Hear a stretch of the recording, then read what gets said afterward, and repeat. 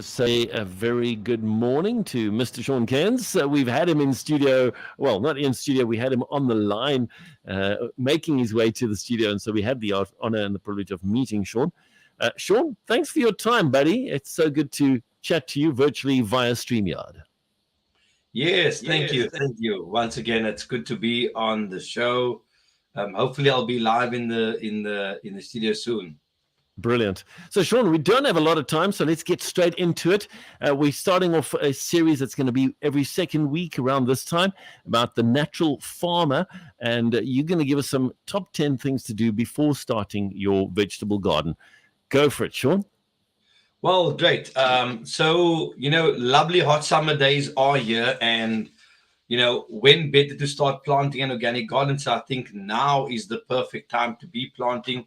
And I think considering, the current status of our nation, around the globe, people are kind of very much mindful of planting vegetables. We've seen during the pandemic, people started doing things. So, if you're new to planting a food garden, then welcome. But if not, enjoy this time. But today's segment, I'm gonna share with you top 10, the top 10 of starting a new food garden, and I'm gonna take you through a journey. So you're about to embark on a journey that's equal parts, I think, challenging, and rewarding, exciting, but uplifting.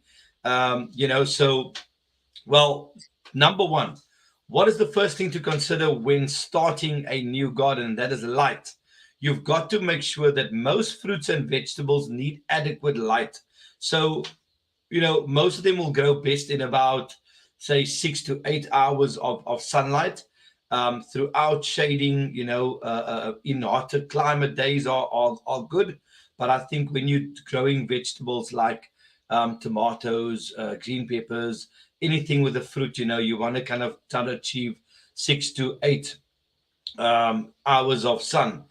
Some cool season crops like your spinach, your cabbage, Swiss chard, radishes can be grown in partly shade. And while there are plenty of others that prefer full sun as well.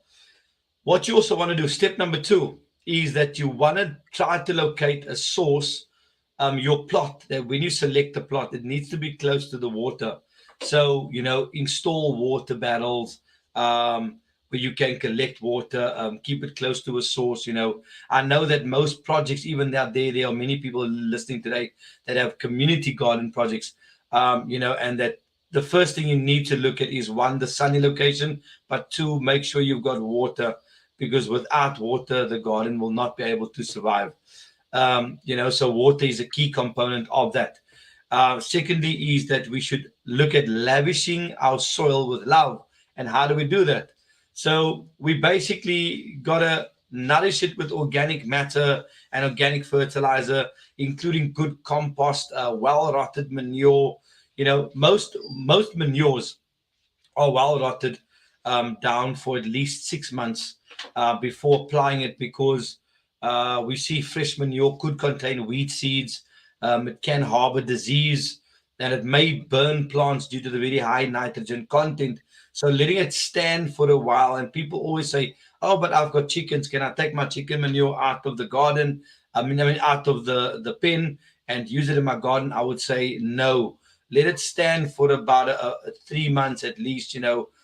Just to break down further, because it can be too high in nitrogen, and there could be any other pathogens as well in it that you want to get rid of. So letting it stand allows that to rot much better. So also what you could do is that you could take the organic matter and you could create a natural mulching layer. Now, a mulching layer also preserves moisture.